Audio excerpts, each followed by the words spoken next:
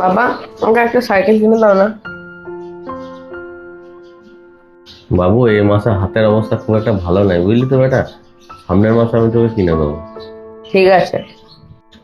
ঠিক আছে বেটা বেটা, পরে দেবো আমি।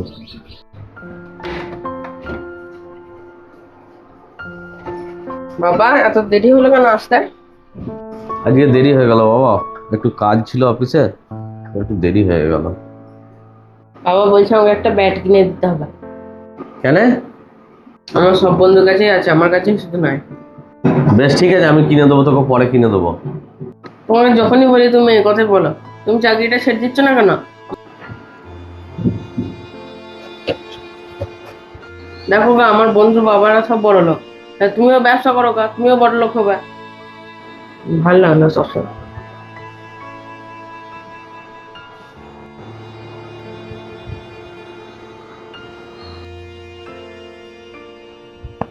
বাবু, আমার একটা কাজ করে দিবি? কি কাজ? তোর বাবার জুতো দুটো বাইরে রাখা আছে, নিয়ে এসে একটু ঘর দিয়ে রাখ তো। ঠিক আছে।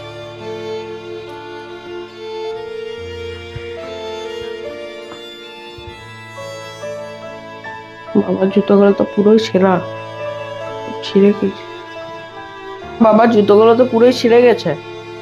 হ্যাঁ, ওইদিকে রেখে দে। এইদিকে এসে বস বেটা। বেটা, তোকে কিন্তু তোর বাবা 6 মাস অন্তর অন্তরে জুতো কিনে দেয়, আর তোর বাবা ওই জুতোটা আজ 2 বছর ধরে পরছে।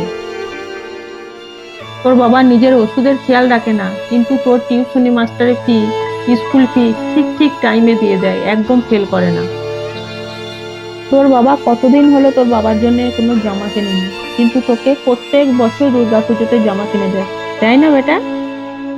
তোর বাবা গাড়ির তেল খরচা হবে বলে সাইকেলে করে নিজের কাজে যায়, আর তুই বলছিস তোর জন্য কিছু করে না? কিছু কি করে না তোর বাবা তোর জন্য?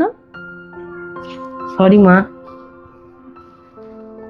বেটা, প্রত্যেক বাবা মা জানিস তো তার সন্তানের ভবিষ্যতের জন্য কত কিছু আত্মত্যাগ করে। আর তোর বাবার কথা বলছিস, তোর বাবা কিন্তু দিনের পর দিন রাতের পর রাত কিন্তু ওভার ডিউটি করে, যাতে তোর ভবিষ্যৎ ভালো হয়। আর মা বাবা কোনোদিন গরিব বড়লোক হয় না, মা বাবা শুধু মা বাবাই হয়। মা, তুমি আমাকে বাবার কাছে নিয়ে চলো, বাবাকে সরি বলতে দিই। চ বেটা।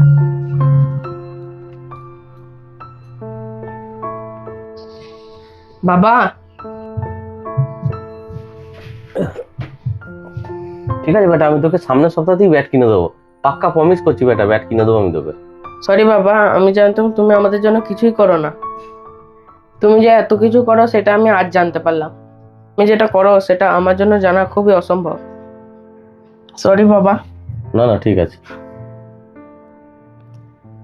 বাবা, তুমি এই পৃথিবীর সব থেকে বড় লোক বাবা।